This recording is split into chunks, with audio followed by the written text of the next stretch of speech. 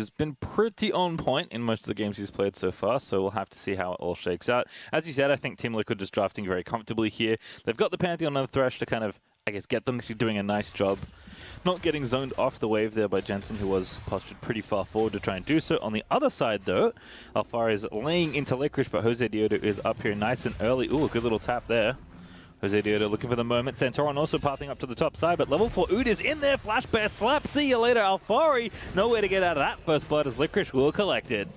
Oh man, and look at what just happened. So the Pantheon went for the Grump instead of helping out Santorin, crashed away thinking, alright, Udyr won't be here, I can crash for Alfari as we do pop into Santorin, who's looking for his own gank here. Jose Diodo's made 2 different attempts, one successful for the first blood, and one that did force a flash into the bottom side, but this invade pretty deep, hitting that control ward around the red. And Palafox is trying to find him, but this is a real bad spot here. Jensen going to line up the stun, does land it. There's the stun follow-up there over the wall, and no flash, no problem. Jensen is going to take that kill. Ooh, that's just a really smart pathing from Santorin. There was no vision, just lingering around, gets the control ward, bides his time, and then Palafox in full press. Top lane pushing, the jungle and mid are teaming up, and now the bottom lane can be this aggressive. They haven't even based yet, and they're just constantly in here because they know the junglers are topside. They can afford to do this. Yeah, every lane is pushing and or ahead as Corday lands a beautiful hook. Ignite's going to combo in, Flay's ready to go, and Diamond, I think he's dead here. The chakram is out, and Tactical able to pick one up. The fact that CoreJJ gets out alive, too, is crazy. It almost looked like it was going to be a 1-for-1. I wonder if Johnson could have done a little. They've answered back pretty swiftly with 2 kills of their own as Alfari continues to bully Licorice in the 1v1 topside. Diamond, though, now mid lane, just making sure Palafox doesn't run into any problems. Shockwave does land, actually, but Diamond can't quite find the angle. Ulti out from Jensen's going to deter any future pressure as CoreJJ is in there alongside Santorin. The flash plays there. He finds 2. Palafox dead. Santorin now going to go in onto Diamond as Diamond under the tower. Absolutely no security as Jensen is going to grab the second. You play with fire, you're gonna get burned. I don't know what FlyQuest was thinking they could accomplish there. Maybe just clearing the wall with the Hex Flash instead, going to clear out what vision he can see. As CoreJJ is going to do the same here in bottom side. Jose Diodo, though, has wrapped around. This is a very good flank angle here for the Udyr. CoreJJ going to be the target. He used his flash in mid earlier, and the bear stun will come at any moment. In fact, they can just donate this kill at their leisure. Tactical's already out of there, but CoreJJ will fall, and it will be Johnson that gets the kill. So good donation there for FlyQuest. I think FlyQuest could have gone for more on that. Tactical's flash was not up. It just came up at the end of that play, and it looked like TL was just accepting that one of them was going to die, try to split it up and save the other, but I think Jose could have gone on to Tactical and try to kill him alone. He has enough damage with the red buff and Bami Cinder right now. They're happy, though, getting that kill and being able to take a Dragon, although Blabber with this Herald might just continue the punishment in the top lane. There's no help coming. Diamond right now recognizes the top laner needs help and is beelining it up there. Let's see if they could have actually killed Tactical as well. So W to slow down Core, and yeah, I think you could just... probably thinks Alfari is fine. He's almost actually finished off 4 plates in the top lane, so I think Santorin is looking to drop the Herald somewhere else. They all have so much gold, right? It's like, okay, Alfari's fine, but then Jensen's got 2 kills and a bunch of CS. The bot lane has a big CS discrepancy and also had even just as many plates as Alfari, so they're just winning out on every single matchup right now. FlyQuest needs to find something with Diamond to kill Team Liquid, or else they're just not going to get it because they're going to get lanterned out. Here's the opportunity as Licorice is already TP'd. They don't know he's here yet. You have to stop this, I think, or at least try and punish here. Licorice actually has wrapped around, as he mentions. Santorin, one of the front lines right now, maybe the only target they can really get. GP ult's pretty good. Tactical also letting the ulti rip for a triple root, I believe, but Johnson over the top finds Tactical. It was Diamond that found the hook, but Jose Diodo gets the kill credit. They get that 1 kill, but so much was invested for that. A single person, whereas Alfari was able to get top. But kind of because they don't have any. There's nothing they're really worried about, it feels like. They could be afraid of team fighting since they don't really have any tanks right now. We'll see what build Alfari ends up going for.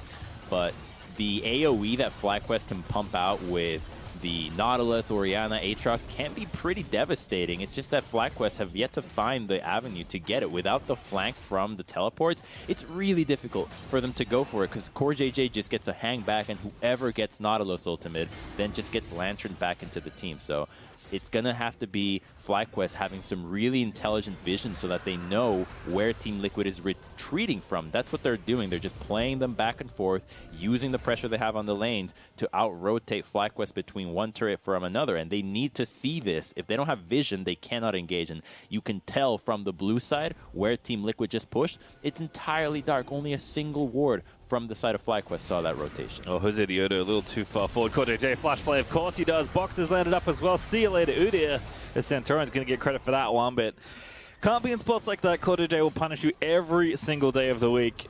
And Team Liquid just getting further and further ahead. I mean, Aphelios and Thresh just smashed the bottom tier 2. Like, it almost didn't exist. But again, can be afforded to push that far up when they've got that vision control, they've got the confidence, and Santorin even going to make sure they get the Herald after killing the enemy jungler. Pretty safe objective to take as well.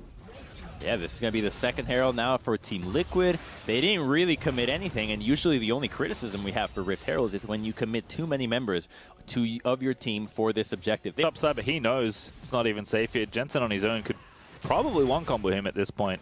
Gale Force, not much protection against a full Syndra combo, especially given that Jensen is level 11, and Rift Herald's going to be dropped mid here as Team Liquid just want to really open up this map. FlyQuest trying to respond, but Santorin might have been fancy a dive here. In goes Diamond, though. The target is good. It's tactical, I believe, they have under wraps, and indeed they do as Powerfox picks up the kill, but the return fire is there.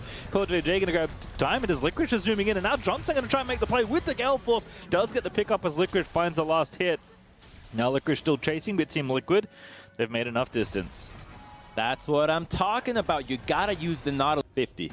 Very close, plus 54, basically hit. As he's just been absolutely dominating this laning phase there up against Licorice. FlyQuest, though, are going to get this Ocean Drake. TL decide that they can give it up. Oh, Baron? Baron. Yeah. That's Aphelios has Kraken and Hurricane, probably has yellow white gun. Yep, okay, great trade out of TL. All right, they're totally going to get it. So that's necessary, but I don't know if it's going to matter here. Needs to really best dance it over. Alfari waiting in the wings as well. Has the barrel ready to go. Oh my goodness, Aphelios. Just a champion. As the Baron will indeed fall to Team Liquid. Nice trade, they say. It's CoreJJ on the front side, going to get picked up. Licorice finds the knock up there. W's going to connect, and that will be a kill. The chain slow is good. Stun is there, and Licorice not on a killing spree does find it, but that's a pretty good trade if you're Team Liquid. Oh man, imagine if that top tier 1 was actually down. They might have even gone for more and try to get more members of Team Blue side. So they thought, oh, I guess Team Liquid doesn't care about this objective. Yeah, you're right. They didn't care. They were baiting it for another. Oh, Licorice. Oh, Licorice. Not a 1v1. You could win. Oh, it's not even a 1v1. Of course it's not. Santorin riding in on the Pantheon. Licorice just going to kite around and make it look fancy. Well, that was cool. But it's not going to let you live, unfortunately, as Alfari just about gets a solo kill there. Technically, Santorin was there. He's mechanically styling on you when he doesn't need to. It's just his nature to sidestep things, is what you can say. Because Santorin is there. He doesn't need to do it. He can tank it all. They're going to go for him, but... Flash. Killer Instinct, yeah, because Johnson's here. That's the play you want to see. A shutdown comes in for the Udyr. Just before the game, you and I were talking about possible plays that Kai'Sa likes to make, and side laning when these champions are trying to split push is a great move with that Killer Instinct. 3,000 range too, we just found out, and it's just a good rush there out of TL. They see that CoreJJ is off by himself, but they don't want to commit on single members like Alfari since Diamond isn't there, and without him to lock somebody down, the front line is just staring at whoever Udyr runs at. Yeah, I mean, that's kind of... apart from Udyr best stance and Diamond's ulti slash hook, that's really the only way that FlyQuest can. Still woefully behind in gold. Like, let's not pretend that this game isn't very challenging on the FlyQuest side, as Jensen already gets away with scored it in. I think FlyQuest want to make a play here if they can find one, but 2 members missing. Jose Diodo in a decent spot around that brush, but need to kind of get it going. I think the Orianna Shockwave combined with the Udyr may be the call here, as Diamond is reinforcing the mid lane, but going to be late. Good hook on a Jensen though. They find the Shockwave as well. FlyQuest fighting back. Into stasis goes Jensen. Santorin looking to make it happen as Aphelios just shredded poor Diamond there again. TL does too much power, too much of a lead as Licorice is trying to cut this wave off to prevent the game from ending perhaps. But Team Liquid, they've got that Baron cannon still. They're going to keep moving forward. They can take the bottom inhib as well. They want to end. Okay, this is a commitment to end the game, and Licorice is in the back still looking for a flank, but Team Liquid knows that he is here. Tactical good ulti finds 2 with the Gravitum gun. But no one really there to follow up there. Again, the jet time is very short. Diamond's back up. Licorice is here. FlyQuest might just go back for the fight, but they've got no Orianna ulti. Diamond's got no ulti either. They have to find something, though. Santorin maybe going to be sacrificed here as Licorice still flanking. Santorin taking a lot of damage. Licorice, though, trying to fight the rest of TL. Gets a two-man knock, though, is not bad as Alfari is able to pick up Licorice. Oh, that hook is good, actually. A kill for Johnson is going to go on to CoreJJ, but now it's a 4v3 as Diamond, that was a one-way trip, unfortunately, for the Nautilus, and FlyQuest still in danger of losing their Nexus. Yeah, this Aphelios is just relentless right now. He's going to do so much work here. How can they get up close to him? And they've got ultis back here. Powerfox maybe have to find the shockwave that keeps their Nexus alive. This Team Liquid looking to end this game in under 25 minutes, perhaps. Oh, man. 60 CS behind. Yeah, it's in a lot. His lane. He's lost all his plays, hasn't gotten the turret. It's not a Fed Aatrox. It's kind of wild that Alfari's lead at 15 was plus 54, and he's actually grown that lead at 25. We don't really we do track those stats, but like it's not, we don't use it very often because the game is obviously very different once the laning phase kind of opens up the game more. But Alfari's just been like farming up a storm, keeping ahead. He's got, what, 2.5 items? It kind of looks like 3 because he's got so many different components. His Team Liquid are going to get themselves a second Drake, but I'd have had, like, the kind of the luxury job here as a jungler where all his lanes are pushing and all winning. So he's having a great time here in Pantheon, but he has just continued to be in the right place at the right time constantly. Using those ults extremely aggressively, which, again, helps when your laners are all winning. But Santorin at 306, looking pretty good here. As a steal is going to come through. No, it's not. Jose Diodo tried, but failed, as CoreJJ is going to pluck Santorin out of there. He's actually going to ulti forward to try and cut off Diamond there. The hook lands, of course it does, from CoreJJ as the TL Baron turns into 2 Team Liquid kills. And probably a Team Liquid dub here as they're going to look to take down that Nexus this time. That almost looked like a blind attempt from Jose Diodo, and I love to see that. You have to do it, right? A Baron to boost up your minions and maybe defend against the Super. So without it, it's certainly the end of the game, and Team Liquid will just wrap this one up nice and easy in under 30 minutes. Yep, don't need the Dragon Soul, don't need the third inhibitor here. Just crash through the top half of the map. FlyQuest in a 3v5, plus the Super Sarah. Santorin's going to get things started. Goes into the shield, and FlyQuest are going to be routed back to their fountain. Ooh, a decent shockwave there is going to maybe find a kill, but Golden goes Santorin as the Nexus is the real prize here. Diamond almost dead. Licorice trying to find the angle, and now Johnson looking to fight back. He takes out Tactical. That's a very critical kill. As FlyQuest maybe can defend here, but their Nexus is looking real open here as Santorin still moving forward, finally gets himself shut down, picks up his first death of the game. So Team Liquid haven't won yet. Oh, we're still here. Okay.